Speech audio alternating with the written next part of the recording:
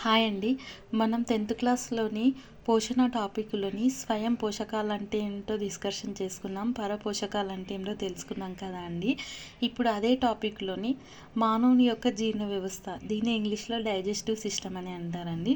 ఈరోజు దాని గురించి తెలుసుకుందాము. ఫస్ట్ ఆఫ్ ఆల్ మానవుని యొక్క జీర్ణ వ్యవస్థలోని భాగాల గురించి తెలిసి ఉండాలండి. వాటి గురించి తెలుసుకున్నాక ఒక్కొక్క దాని గురించి తర్వాత తెలుసుకుందాం. ఫస్ట్ మానవుని యొక్క జీర్ణ వ్యవస్థల భాగాలు. ఇక్కడ నేను డయాగ్రామ్ రఫ్గా గీసుకున్నానండి. వాటిలోని భాగాల గురించి ఇప్పుడు చెప్తా. ఇక్కడ నోరు ఉంది కదా అండి, ఇది నోరు.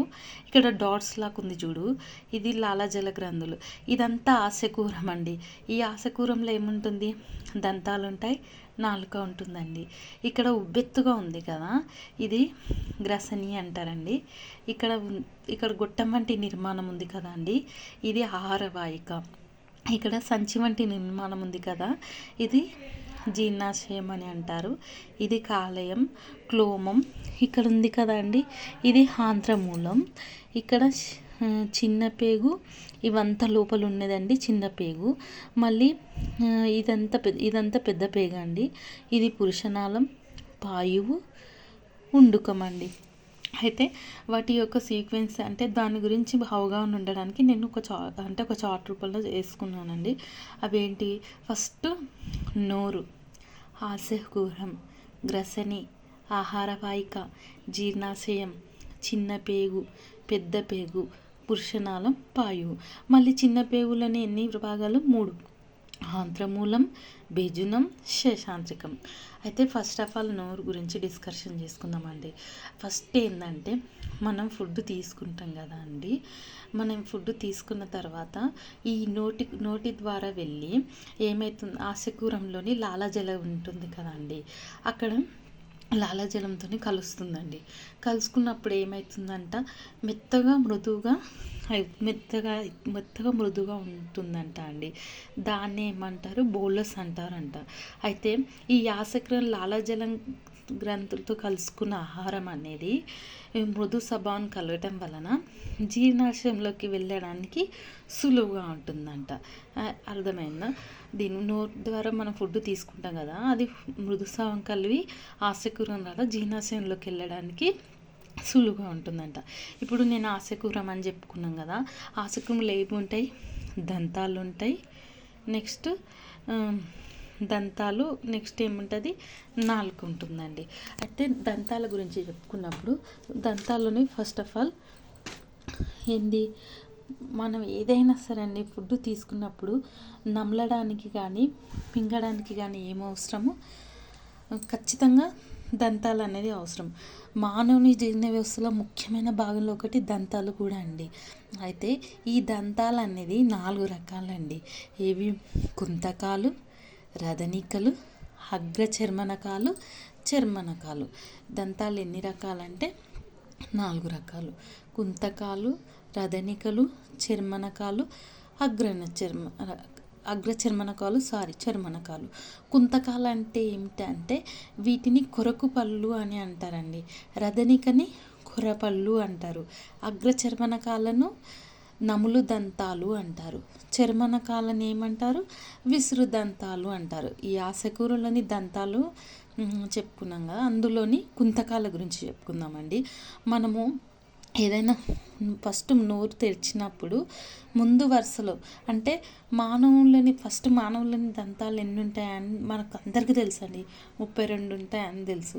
ఇట్లా పైన 16, కింద 16, ఎంత? 32 కదా అండి. అయితే పై దవడ, కింది దవడలోని అయితే పై దవడలో 4 మనం నోరు తెరిచినప్పుడు ముందల మనకు ఫస్ట్ ఆఫ్ ఆల్ ఈ కుంతకాలు అనేవి కనిపిస్తాయండి. 4 ఉంటాయి, పెద్దగా ఉంటాయండి.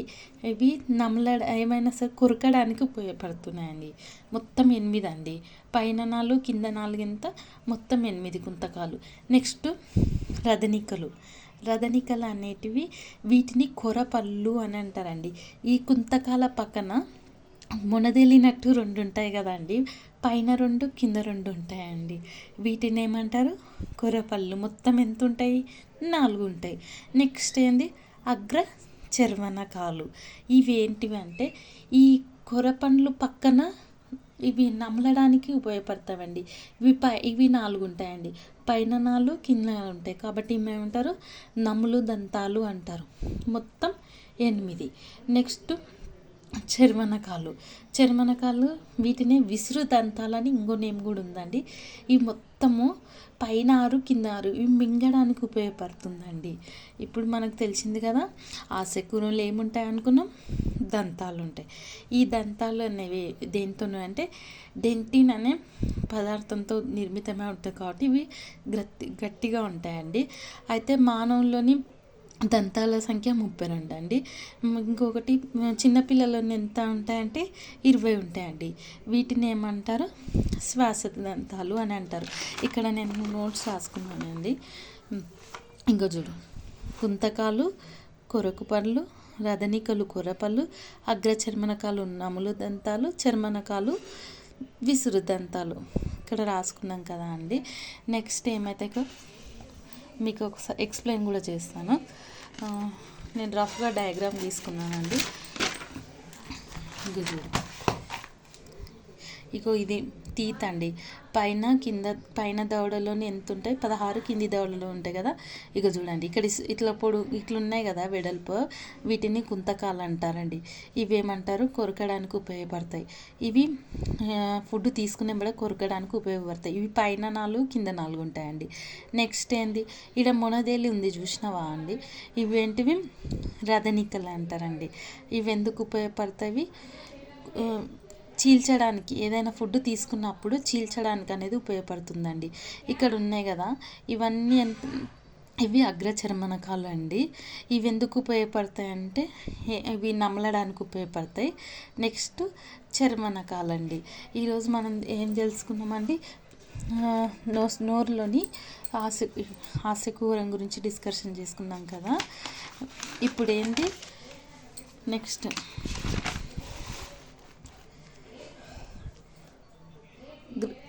తర్వాత ఆశకూరంలో ఫస్ట్ దంతాలు ఉంటాయని చెప్పుకున్నాం కదా. నెక్స్ట్ ఏముంటుందండి, నాలుక ఉంటుందండి. ఈ నాలుకనే ఏమంటారు, నియంత్రిత కండరాలు ఉంటాయండి ఈ నాలుకలో. అయితే ఈ నాలుకలోనే ఏమవుతుందంటే పై భాగంలో చిన్న చిన్న సూక్ష్మరంధ్రాల వల్లే ఉంటుందండి. వీటిని సూక్ష్మరంధ్రాలు లేదా పాపిలేలు అని కూడా అంటారండి.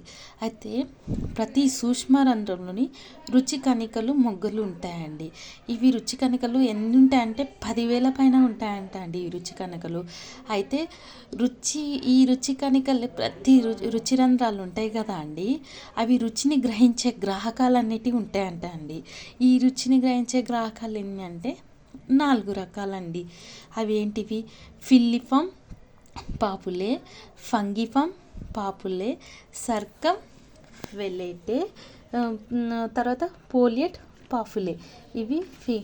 ఇవి రుచి గ్రాహకాలు ఎన్ని ఉంటాయంటే 4 ఉంటాయండి. ఫిల్లిఫామ్ పాపులే, ఫంగిఫామ్ పాపులే, సర్కమ్ వెల్లెట్ పాపులే, పోలియట్ పాపులే. అయితే ఫిల్లిఫామ్ పాపులేలో రుచి కణికలు అనేవి కలిగి ఉండదు, అంటే రుచి అనేది తెలియదండి. నెక్స్ట్ ఫంగిఫామ్ పాపులే అంటే ఇది నాలుకే, మనం నోరు ఓపెన్ చేసినప్పుడు నాలుకే ముందు భాగంలో ఉంటుందండి. ఇవి రుచి కణికలను కలిగి ఉంటుంది. నెక్స్ట్ సర్కమ్ వెల్లెట్ పాపులే, ఇది రుచి కణికలను ఉండదు. కానీ ఇవి ఏముంటాయంటే, వెల్లెట్ అంటే ఇంకా మనం ఏదైనా సరే కొంచెం కొన్ని గుర్తు ఉంచుకోవాలండి, మన ఓన్గా గుర్తుని. లాస్ట్లో వెల్లెట్ అంటే లాస్ట్కు వెనకాల ఉందని అట్లా గుర్తు పెట్టుకోవాలండి మనకు గుర్తుండడానికి. రుచి కణికలు ఉంటాయి కానీ నాలుక వెనుక భాగంలో ఉంటాయండి. నెక్స్ట్ ఫోలియట్ పాపులే, ఇవి రుచి కణికలను ఉండును కానీ నాలుక పార్శ్వ భాగంలోనే ఉంటుందంట, ఇరువైపు పార్శ్వ భాగంలో ఉంటుందండి. అయితే ఈ రుచులు ఏమేమో మనకు తెలుసు కదండి, తీపి, ఉప్పు, చేదు, పులుపు, కారం, ఒగరు, 3 మన తెలుగువారి రుచులండి.